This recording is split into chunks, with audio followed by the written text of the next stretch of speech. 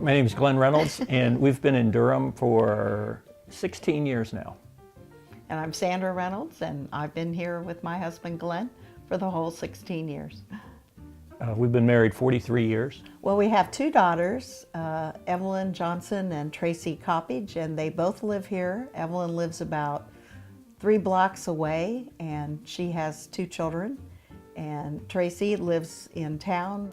Well, that's one of the nice things of living here, is having our grandchildren so close. And we go to their sporting events. One of them's into cross country.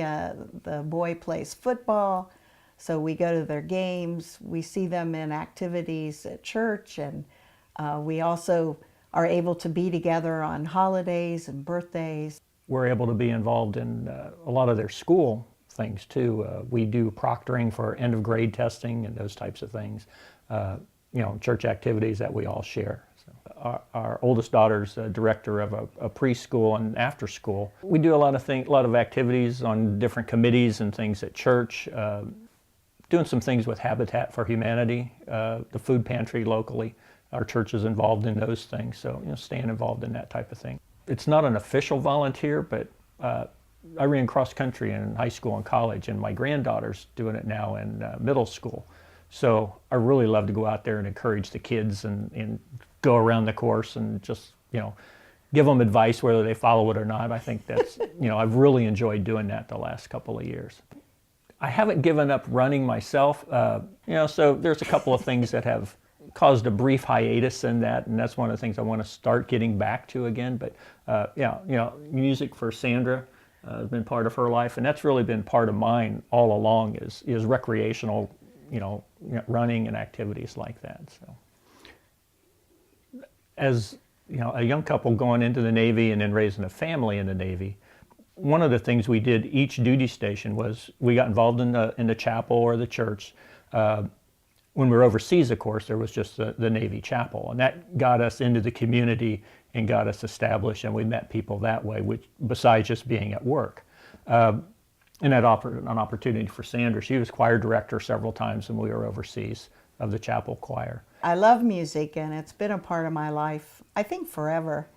And I've continued here. I play my flute at church, accompanying with the choir or in special ways, and I sing, and music to me is just joy, and I enjoy watching my children and my grandchildren when they get involved with music. I found out I was diabetic officially on the day Tracy graduated from middle school, because I'll never forget watching her graduate and having found out, and that was 26 years ago. I've had type 2 diabetes probably 12 or 13 years. When I was first diagnosed, there weren't a lot of real drastic changes. There weren't any real drastic changes. Well, we kind of, have always followed the diabetic diet, and so there were no changes there. And for him, it was more, it's okay.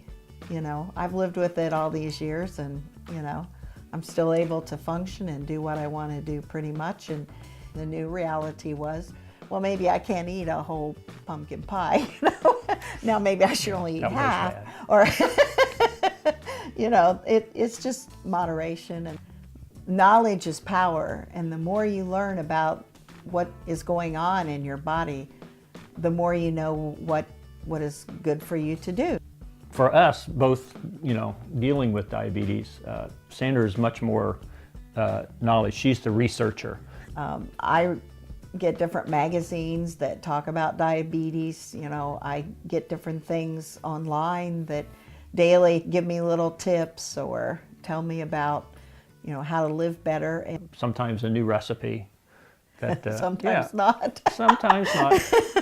But at least, new things to try. You're not set, you're not stuck with just the same old things all the time. So there are new things. And different people try things, and, so there's a lot of new things out there, and I think that's been very helpful. Well, it gives you something to look forward to be active in various activities, and it gives you a sense of, I'm making a difference.